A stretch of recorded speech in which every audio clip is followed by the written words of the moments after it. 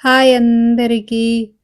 నా సబ్‌స్క్రైబర్స్ చాలామంది రిక్వెస్ట్ చేస్తున్నారండి. ఏమననంటే డైలీ వ్లాగ్స్ గానీ, మీ లైఫ్ స్టైల్ గానీ, వ్లాగ్స్ లాగా తీసి షేర్ చేయమని జెప్పేసి. నాకు షేర్ చేయడానికి ఎటువంటి అభ్యంతరం అయితే లేదు.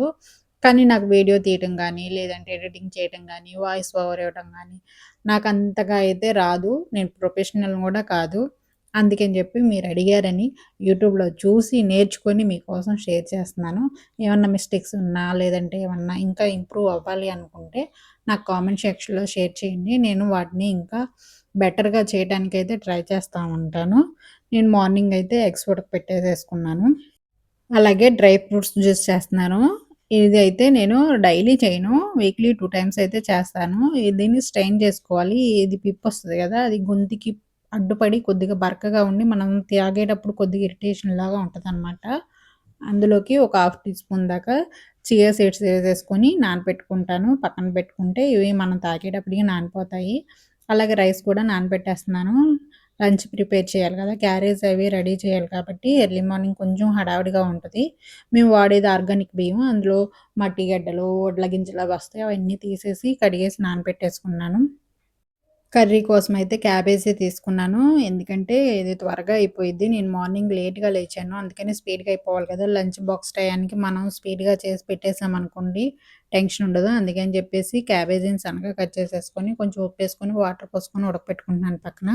అలాగే మార్నింగ్ టిఫిన్ కోసం అటుకులతో ఉప్మా చేస్తున్నాను. పోపు కోసం అయితే నెయ్యేసుకున్నాను. ఎందుకంటే ఎర్లీ మార్నింగ్ కదా! మనం కొంచెం హెవీగా తిన్నామనుకోండి హెల్త్‌కి కూడా మంచిది. అలాగే నీరసం రాకోకుండా ఫుల్ డే ఎనర్జీగా ఉండొచ్చు.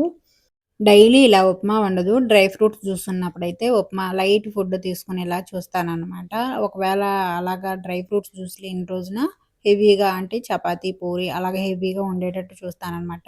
మనం మార్నింగ్ హెవీగా తీసుకుంటే మనకి ఎనర్జీగా ఉంటుంది. హెల్త్ కూడా చాలా మంచిది. వేడి వేడిగా ఇలా అటుకుల ఉప్మాలో నిమ్మకాయ పెట్టి సర్వ్ చేస్తే చాలా టేస్ట్‌గా ఉంటది. పిల్లలకైతే పంచదార వేసి కూడా సర్వ్ చేసుకోవచ్చు. నేనైతే ఇలాగే సర్వ్ చేస్తాను.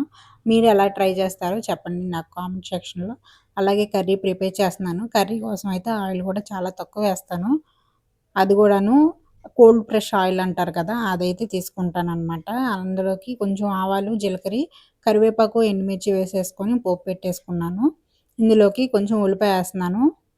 ఉల్లిపాయ అసలు డైలీ వేయను క్యాబేజీ కర్రీలోకి. కాకపోతే ఉప్మా చేసినప్పుడు కొంచెం మిగిలిందిగా దాన్ని వేస్ట్ చేయడం ఇష్టం లేక వేసేసుకున్నాననమాట. అలాగే 2 టమాటాలు కట్ చేసేసుకొని అందులోకి ఉప్పు, పసుపు వేసుకొని మెత్తగా అయ్యేదాకా ఉడికించుకొని కారం ఏసుకోవాలి. కారం సరిపడా వేసుకోండి. పిల్లలు తినే విధంగా అయితే కొంచెం తగ్గించుకోండి. లేదంటే కొంచెం హెవీగా వేసుకున్నా పర్వాలేదు. ఉడికించిన క్యాబేజీ వేసేసుకొని నీళ్ళన్నీ ఎగిరిపోయేదాకా వేయించుకోవడమే ఇలాగా. ఇది కొంచెం పొడి పొడిగా ఉంటుంది. కర్రీ అయ్యేలోపున ఇటు రైస్ కూడా రెడీ అయిపోయింది. పిల్లలకి క్యారేజీ కట్టి వాళ్ళకి టిఫిన్‌లు పెట్టేసి పంపించేసిన తర్వాత ప్రశాంతంగా కూర్చొని టిఫిన్ చేస్తున్నాను. వాళ్ళున్నప్పుడు అనుకోండి కొంచెం వాళ్ళకన్నీ అందించాలి కాబట్టి కొంచెం హడావిడిగా ఉంటుంది. అలాగా హడావిడిగా ఉన్నప్పుడు తినటం నాకైతే ఇష్టం ఉండదు. అందుకే వాళ్ళు వెళ్ళిపోయిన తర్వాత తీరిగ్గా కూర్చొని తింటా ఉంటాననమాట. అప్పుడనుకోండి అది అంత టేస్ట్ లేకపోయినా గూడా మనం ఎంజాయ్ చేస్తా తింటాం కాబట్టి టేస్ట్‌గా ఉంటది. ఎగ్సు, అలాగే టిఫిను, డ్రై ఫ్రూట్ జ్యూసు మొత్తం తినేస్తా ఒకసారే.